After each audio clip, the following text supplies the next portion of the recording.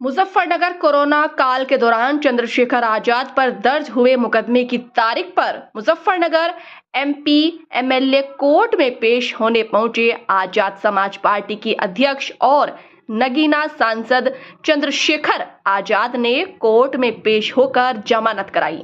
Bhim army प्रमुख चंद्रशेखर आजाद ने अपने ऊपर हुए मुकदमे को फर्जी बताया और कहा कि सुप्रीम कोर्ट के आदेश पर सरकारों ने कोरोना काल के सभी मुकदमे को खत्म कर दिया था, लेकिन हमारी सरकार से वैचारिक लड़ाई है जिसे लड़ने का काम हम कर रहे हैं। मैं ये समझता हूँ कोरोना काल में जो मुकदमे दर्ज हुए वो सारे मुकदमे सुप्रीम कोर्ट के ऑर्डर पे सरकार ने कहा कि वापस है, लेकिन क्योंकि हम लोग वैचारिक तौर पे सरकार से लड़ रहे हैं, केंद्र की सरकार के विचार के खिलाफ, उनकी गलत नीतियों के खिलाफ और राज्य सरकार की भी गलत नीतियों के खिलाफ, इसलिए हमारे मुकदमे वापस नहीं लिए। तो उसी मुकदमे में यहाँ जो साथी मेरे साथ थे, जबकि ये पूरा फर्जी मुकदमा है, झूठा मुकदमा है, उसमें वारंट हुए, उसी वारंट पे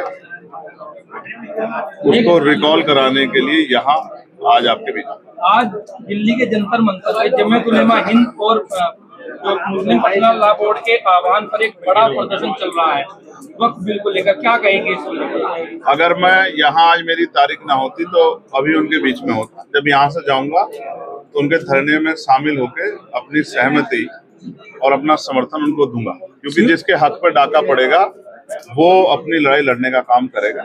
और जिस तरह से अल्पसंख्यकों के हितों के पे हमले हो रहे हैं, जैनों के, सिखों के, बुद्धिस्टों के, ईसाइयों के, मुसलमानों के, ऐसे समय में उनकी नजर है कि कौन उनके साथ खड़ा होता है, और हम हर कमजोर के साथ, जो इसको परेशान किया जा रहा है सरकार का, उनके साथ खड़े हैं। शिवानंद चौधरी के बयान पर आपने कहा था कि पश्चिम उत्तर प्रदेश में वो एक अलग अपना प्रतिनिधि बनाना चाहती है, बीजेपी की चाल है। मैं आज स्पष्ट कर रहा हूँ, अनुज हमारे क्षेत्र के हैं, मैं उनको भी कहना चाहता हूँ कि वो किसी सरकार की राजनीतिक साजिश के शिकार ना हो जाए। वो किसान परिवार से आते हैं, जिस दिन सरकार का मतलब निकल जाएगा वो दूध में से मक्खी की तरह निकाल कर उनको फेंकेंगे, और वो जनता की नजरों में वो पार्टी बन जाएंगे, और दूसरी सरकारें जब बदलेंगी तो वो सरकार तो बदल जाएगी। तो नेता जिनके जो उनसे इस तरह के बयान या इनके बयान को जो इस तरह से जो है बढ़ावा दे रहे हैं, वो तो हट जाएंगे, कुर्सियों से दूसरे आ जाएंगे। तो वो उनके खिलाफ कोई इस तरह की कार्रवाई ना करें, इसलिए क्योंकि उनके पिता ने भी चिंता जाहिर की है कि उनको कोई नुकसान हो सकता है। हालांकि वो तो खुद सुरक्षा कर रहे हैं वहां लोग, लेकिन मैं फिर यह स्पष्ट कहूंगा कि मैं समझता हूं कि उनको समय रहते जो है नजर रखना चाहिए कि जो वो कर रहे हैं जाने अनजाने में उसका फायदा सरकार को हो।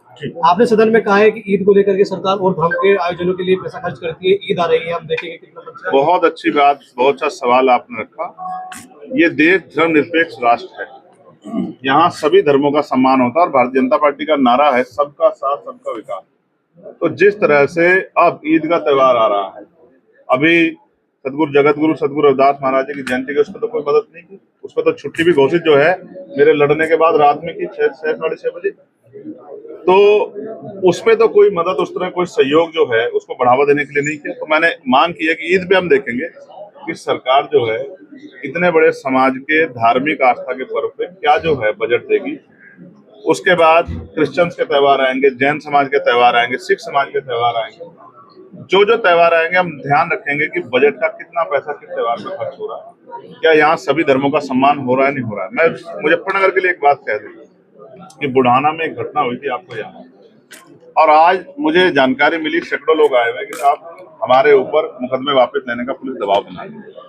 मैं पुलिस के अधिकारियों को कहूंगा कि ये व्यवहार उनका अच्छा नहीं। अगर वो इस तरह से लोगों को डराने का काम करेंगे तो फिर उनके खिलाफ भी एक बड़ा आंदोलन हम लोगों को जो है करना पड़ेगा, क्योंकि किसी को भी डराने का, धमकाने का, जोर जबरदस्ती करने का अधिकार संविधान किसी को नहीं देता।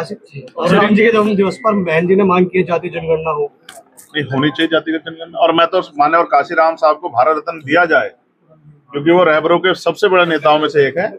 ऐसी मैं जो है मांग करता हूँ। आपको लगता है कि सरकार देगी? नहीं देगी तो जब हमारे आ जाएगी हम देंगे। औरंगजेब की कब्र को लेकर बड़ा मुद्दा बनाया जा रहा है इस वक्त। ये कहाँ पर है? महाराष्ट्र में।